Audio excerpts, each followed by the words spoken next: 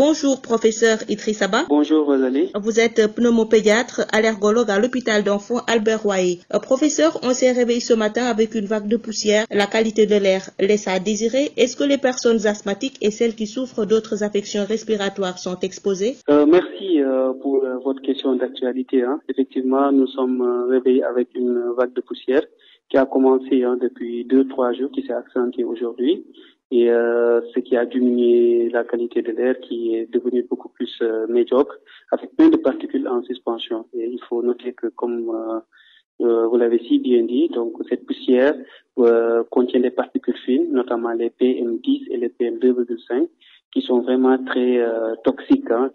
qui peuvent entraîner vraiment des crises d'asthme, surtout sur les sujets qui souffrent d'asthme, de maladies respiratoires chroniques telles que les BPCO, les sujets qui ont des problèmes d'allergie, et même les jeunes enfants. Donc vraiment, ce sont des sujets fragiles et ils sont à risque de faire des crises d'asthme, de faire des bronchites, des rhinites, mais également ça peut aboutir même à des infections pulmonaires telles que la pneumonie. Et ça, nous le constatons vraiment dans nos consultations depuis ces 2 jours. Et particulièrement aujourd'hui, nous recevons beaucoup d'enfants qui viennent en exacerbation aux crises d'asthme. Et dans ces cas-là, professeur, quels doivent être les gestes de prévention pour éviter d'éventuelles crises? Les gestes de prévention, c'est surtout suivre la météo. Donc, quand il y a des alertes au niveau de la météo, de la nature, il faut prendre toutes les dispositions. Donc, porter des masques. Donc, vous voyez que le port de masque ne sert pas seulement à prévenir la Covid, ça peut servir également à protéger les voies respiratoires, donc le nez et tout le reste. En plus de ça, d'éviter des activités hors de la maison, c'est-à-dire en plein air, éviter de faire du sport, éviter que les enfants jouent dehors, éviter de s'exposer à cette poussière. En plus de cela, on leur demande de porter des habits qui sont beaucoup plus lourds, parce que vous voyez, c'est accompagné de vent, c'est accompagné également un peu de fraîcheur. Tout ça, ce sont des conditions réunies pour entraîner une infection respiratoire ou une crise d'asthme.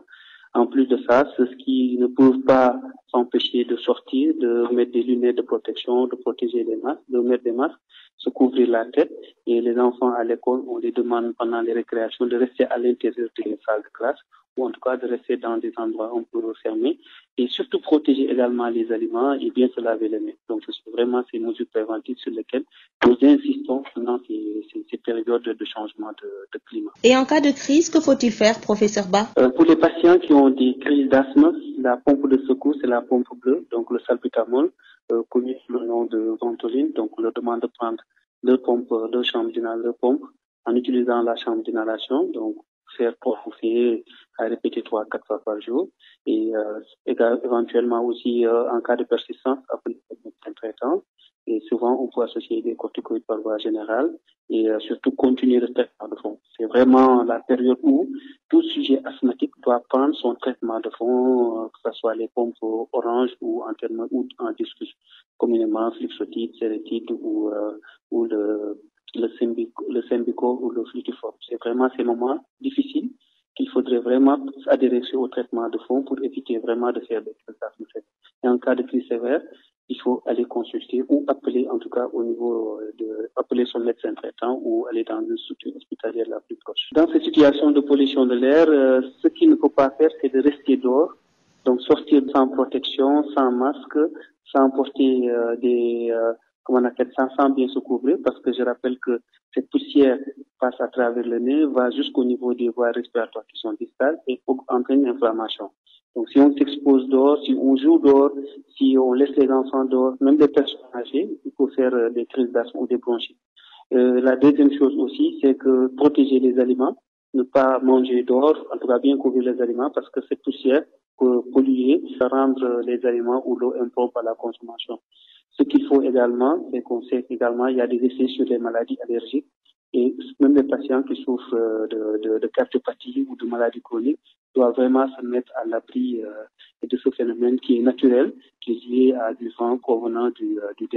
désert du Sahara, mélangé à de la poussière. Et souvent, pendant quelques jours, normalement, la température devrait revenir à normal. C'est surtout écouter la météo, suivre la météo pour prendre les dispositions. avant de faire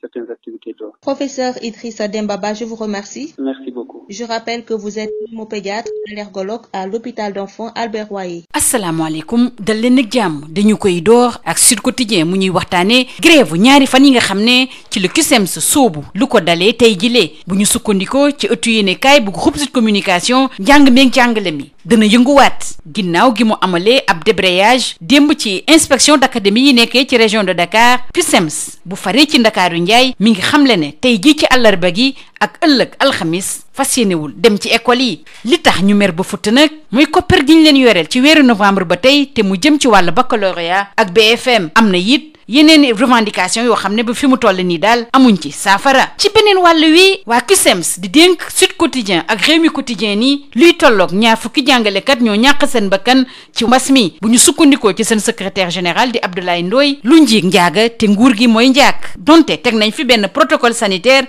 wante ci doxin bi daal sooxee na lool Abdoulaye Ndoye di dénk suñu naataango yi fare ci avenue Bourguiba ni leen ni du benn ci diwaan yi nekk ci réew mi école boo xam ne daal jot na lim bu doy ci wàllu masque gel yi ak li ni xeetoo ci jamono joo xam ne nag juróom benn doomi aadama yu yees ñàkk nañ seen bakkan 201 malade yokku ci limu ñi amee woon mbas mi juróom benn fukki doomi aadama ak ñett ñoo sonn lool ne ci Sowétas mooy bilangu mbas mi démb ci talaata gi lenn daal la mën a tax ba fànk mbas mi le ba mu bañati lor mooy ñaq yi ci loolu sax la ñuy des ak Le Soleil ak critique di ñu xamal ne dose yu njëkk yi ñu soxla tey jii lay ñëw ki suñu réew mi ngi bawoo Chine 200 junni ñaq yooyu njiitu réew mi moo leen nar a dalal tey jii ci ngoon lañ ko nar a amal bu ñu sukkandikoo ci Le Soleil bi ci jox kàddu kenn koo xam ne daal am na ci ay xibaar yu wóor mbas mi wéy di law ci suñu réew département du Goudomp sax nag yegg na fa ndax démb la ñu am seen malade bu njëkk jëmale ci mbas mi ñu wax nag jëmale ci mbirum Ousmane Sonko ak Le Quotidien di xamle ne am na yeneen ñooñu Sonko yoo xam ne police dina leen tegi loxo mu tuppee ko opération ramassage loolu yëpp nag li ko indi daal muy ñooñu Ousmane Sonko yi dañoo jaare ci xarale yu yees yi di woote ngir seeni ñooñ génn def yëngu-yëngal ci mbedd yi moo tax it FRAPP ak Pastef bu Ndakaaru di ñaawlu loolu le Abdou Diokhane bokk ci Pastef bu département de Dakar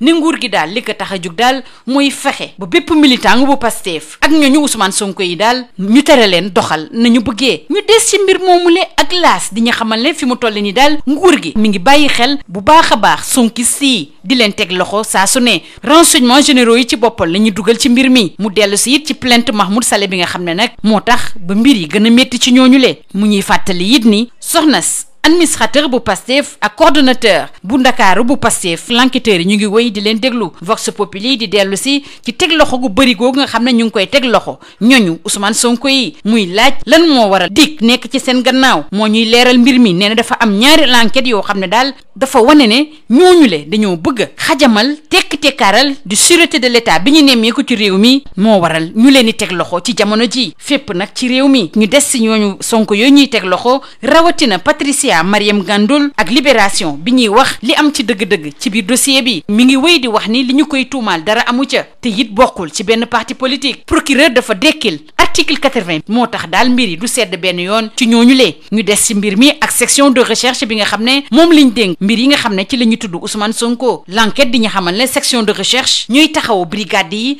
wala compagnie yi ak procureur bi bu dee daal dafa am ay dossiers yoo xam ne dafa laaj xarañ ñu wax ba tey ci mbirub Sweety Beauté bi nga xam ne moo jural li yëpp Ousmane Sonko ak lii quotidien muy wax lan moo ko yóbbee lile mu ne lu tax Ousmane Sonko tànnul kinésithérapeute dem ci ab masseuse lenn li nga xam ne moo gën a dugal Ousmane Sonko mooy dakaa def mbirum politique teg ci nag woo ay ñoñam ngir ñu génn manifester ñu des ak Ousmane Sonko ak les Échos di dellu si ndaje bi nga xam ne moom la doon amal démb ak naataangoo yi mi nga xam ne ñoo bokk ci ku jégi réunion boobu nga xam ne siiwalu ñu ko woon te ñu ko doon amale fële ca IAM Ousmane Sonko dafa tànn Aïda Mbodj ngir mu layal ko ci commission ad hoc ak plénière bi ñu nar a amal ci assemblée nationale loolu yépp nag day wane ne Ousmane Sonko dina dem wuy ji bés bu ko commission ad hoc boobule wooloo ci nit ñuy tànn nag kan moo war a teewal non inscrit yi ci boobule commission ci diggante Cheikh Bamba Dièye ak Fatou Ndiaye bu réew mi Moustapha Niasse di président assemblée nationale Cheikh Bamba Dièye la tànn ñu wax nag jëmale ci wàllu xeex terrorisme ak Le Soleil Sénégal dafa ñëw jàppale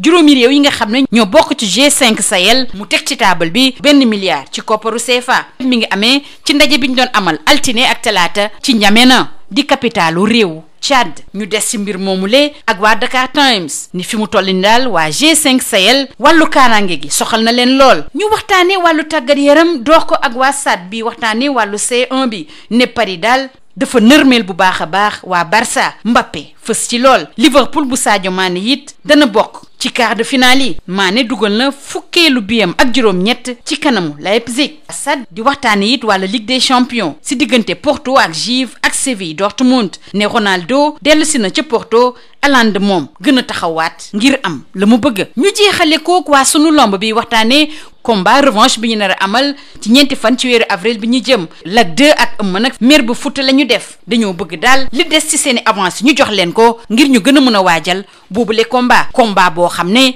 Gaston Mbengue moo ko fas yéene tëgg wante nag du yomb dara. lii moo gënoon a fës ci ëttu yéenekaay yi ñu xëyandool ñu yendoog jàmm.